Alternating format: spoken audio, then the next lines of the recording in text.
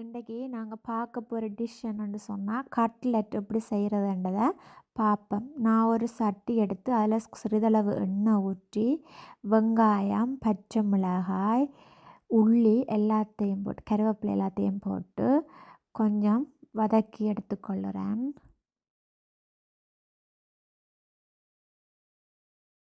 வெங்காயம், பச்சை மிளகாய் எல்லாம் கருக விடக்கூடாது. ஒரு சிறிதளவு வதங்கினா காணும். அப்போ தான் அது கட்லெட்டுக்கு டேஸ்ட்டாக இருக்குது. இப்போ நான் ஒரு அரை ஸ்பூன் அளவு பெருஞ்சீரகமும் போட்டு அதை வதக்கி எடுத்துக்கொள்ளுறேன். நான் 2 பெரிய உருளைக்கிழங்கை வெட்டி ஆல்ரெடி முதலே நான் அதை அவிச்சு அதை கொஞ்சம் மசித்து எடுத்துருக்கிறேன்.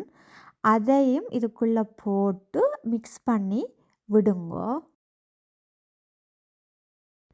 நீங்கள் நிறைய நேரம் அந்த உருளைக்கிழங்கை போட்டு தாளிக்கணுமென்றதே இல்லை. ஏன்னு சொன்னால் உருளைக்கிழங்கு ஆல்ரெடியே அவிச்சு வச்சுருந்தாங்க தானே. அப்போ அது சும்மா நார்மலாக போட்டு வெங்காயத்தோட பிரட்டினீங்கன்னா சரி. அதுக்கு பிறகு நான் டின் ஃபிஷ் அதை எடுத்து முள் எல்லாத்தையும் நீக்கி போட்டு துண்டு துண்டாக பிச்சிட்டு அதுக்குள்ளே போட்டு அதையும் மிக்ஸ் பண்ணிவிட்டு தேவையான அளவு உங்களுக்கு காரம் எவ்வளவு தேவையோ அதுக்கேற்ற மாதிரி மிளகுத்தூளையும் நீங்கள் சேர்த்துக்கொள்ளுங்க. நான் காரம் நிறைய சாப்பிட்றபடியாக நான் கொஞ்சம் கூடவே எடுத்திருக்கிறேன். அதே மாதிரி நீங்கள் உப்பும் இதுக்குள்ளே போட்டு நல்ல வடிவாக அதை மிக்ஸ் பண்ணணும். வேண்டாம் கொஞ்சம் கட்டியாக இருக்கும் தானே. அப்போ அந்த உப்பு சேர்றது கொஞ்சம் கஷ்டமாக இருக்கும். அதெல்லாம் நல்ல வடிவாக நீங்கள் அதை போட்டு பிரட்டி எடுங்கோ. அப்போ தான் அந்த உப்பு எல்லா இடமும் சேர்ந்துருக்கும். இதை நான் ஒரு கண்ணாடி பாத்திரத்தில் நீங்கள் என்ன ஒரு பாத்திரத்துலையும் எடுத்துக்கொள்ளலாம். நான் அதை எடுத்து போட்டு கொஞ்சம் ஆற வச்சுட்டு அதை நான் போலாக பிடிச்சி ஒரு பாத்திரத்தில் வைக்கிறேன்.